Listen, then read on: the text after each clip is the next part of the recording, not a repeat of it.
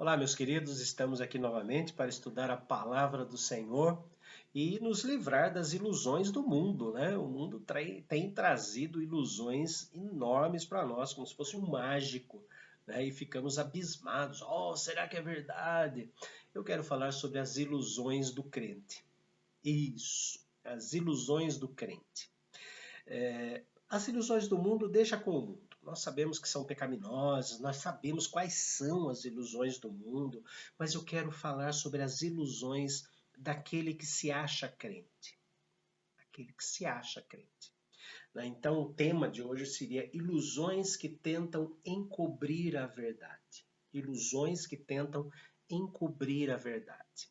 A primeira delas é que Deus, ele me perdoa todos os pecados, e como ele me perdoa todos os pecados, que é uma verdade, eu posso pecar, porque as suas misericórdias se renovam a cada manhã. Né? Se Deus renova as suas misericórdias a cada manhã, é porque ele sabe que eu vou pecar.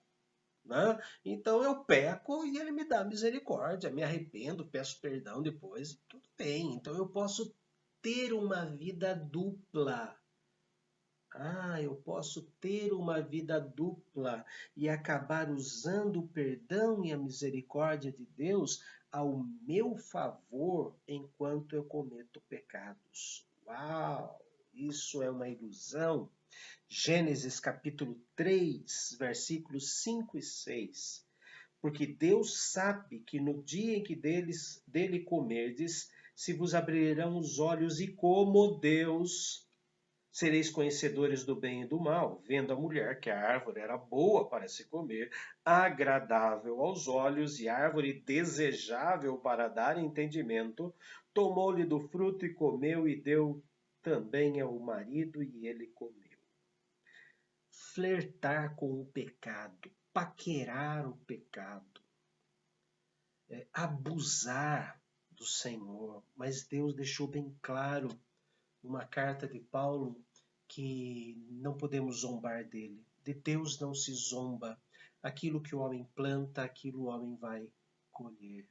E esta expressão verdadeira de que Deus renova as suas misericórdias a cada manhã, ao invés de nos dar um álibi para pecar e desfrutar da misericórdia de Deus, que é um sentimento gostoso, né? Quando a nossa consciência pesa e pedimos perdão verdadeiramente e somos aliviados, né, com a misericórdia, esse sentimento nobre, santo, porque vem dele, nós podemos entendê-lo de uma forma errada. Eu vou pecar para poder receber mais misericórdias. O apóstolo Paulo, inspirado pelo Espírito Santo, em Romanos 6, disse: Que diremos, pois? Irmãos, vamos pecar para que a graça seja mais abundante? De modo nenhum, megenoito, como se diz no grego. De forma alguma, com intensidade alguma, de maneira alguma, nós não podemos brincar com o pecado.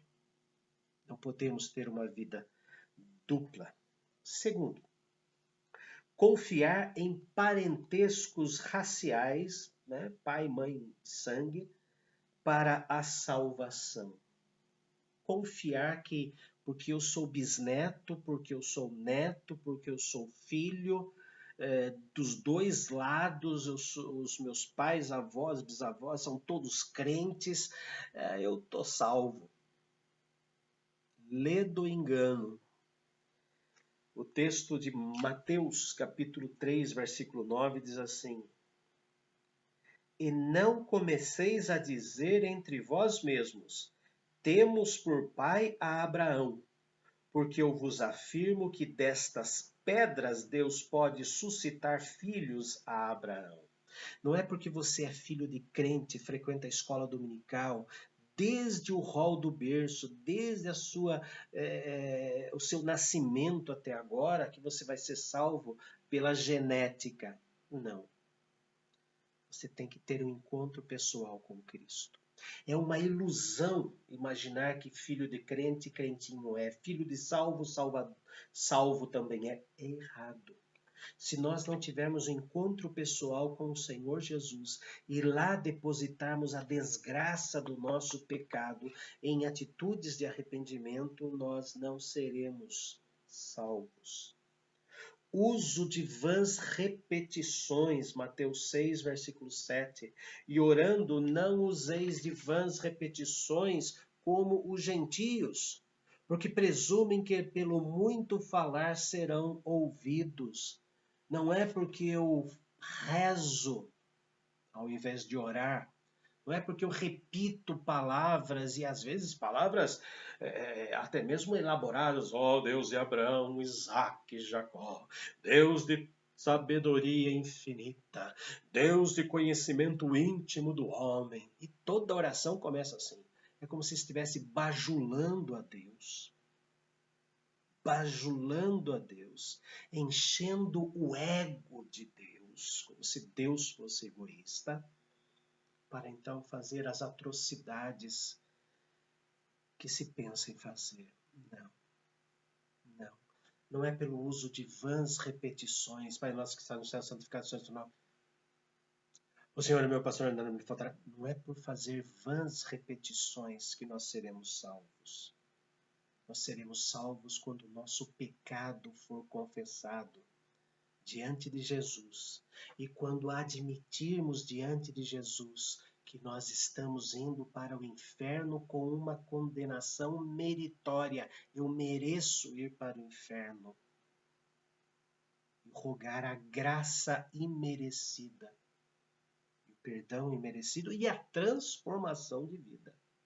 Não ficar usando de bajulações.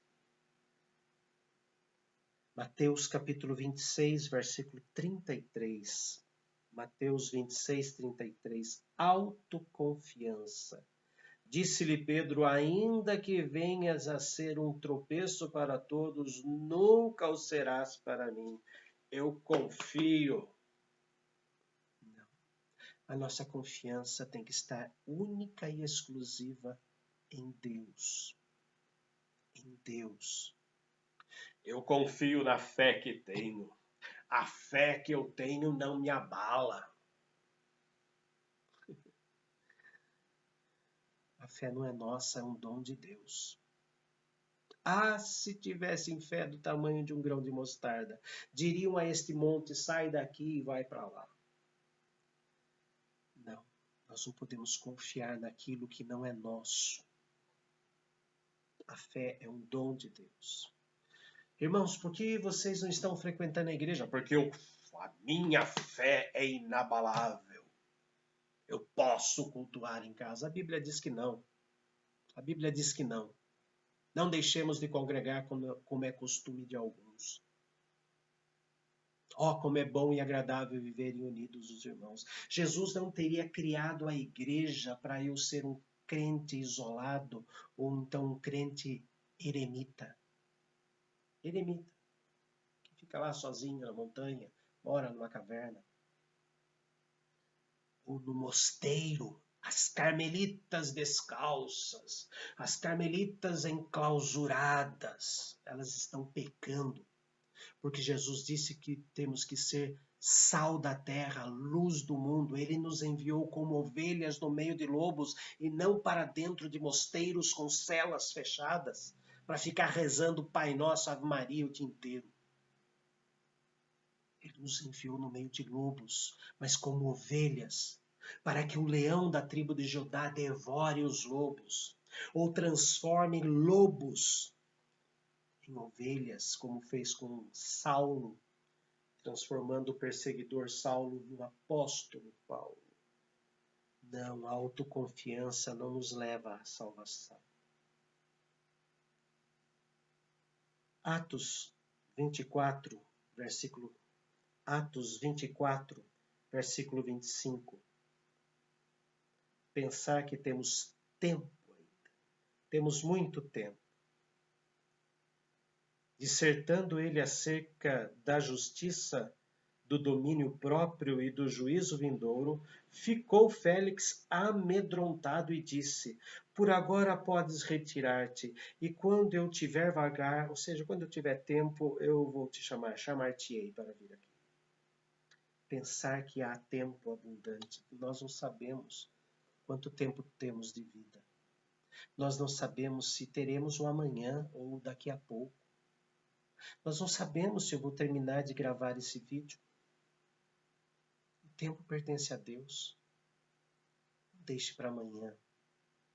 Não empurre para amanhã. Aceite a Cristo hoje, neste mesmo instante. Aceite Jesus como único e suficiente Salvador. Não como um objeto.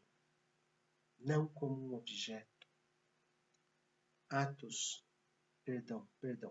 Lucas, capítulo 6, versículo 49. Lucas 6, 49. Mas o que ouve a minha palavra e não pratica, mas o que ouve e não pratica é semelhante a um homem que edificou uma casa sobre a terra sem alicerces, e arrojando-se o rio contra ela, logo desabou, e aconteceu que foi grande a ruína daquela casa. Não edifique a sua vida espiritual em coisas superficiais. Tenha um conhecimento profundo de quem é Jesus. Tenha um conhecimento profundo de quem é Deus. Conheça a Deus. E o verbo conhecer, usado no hebraico, yadar, e o verbo conhecer em grego, gnosko, quer dizer coabitar. Não conhecer as palavras, mas se alimentar das palavras. Não edifique a sua vida espiritual em eu acho, eu percebo, eu sonhei ou alguém me contou. Mas construa a sua vida espiritual em Cristo. Não permita que essas ilusões encubram a verdade. Nós não nos convertemos por causa do nosso sangue. Nós não seremos salvos por causa do nosso sangue, não seremos salvos por causa do conhecimento bíblico que eu tenho, nós não seremos salvos por causa das orações que nós fazemos, nós não seremos salvos porque eu tenho fé, nós não seremos salvos sem Jesus. Nós não seremos salvos sem dobrar os nossos joelhos diante da cruz, manchada de sangue, mas vazia porque Ele ressuscitou. Nós não seremos salvos fora do nosso arrependimento verdadeiro aos pés do único e suficiente Salvador. Vamos orar, queridos. Agradecemos o Teu nome, bendito Pai, porque somente em Cristo há salvação. Agradecemos, Senhor, pela vida que o Senhor nos dá. Agradecemos, Senhor, pelo Teu amor por nós. Seja engrandecido, Senhor, hoje e todo sempre. E nos abra os olhos para que não fiquemos iludidos com as coisas que a vida tem. Em nome de Cristo Jesus. Amém. Grande abraço a todos e não andem iludidos nesta terra, mas abram os olhos, a verdade é Jesus.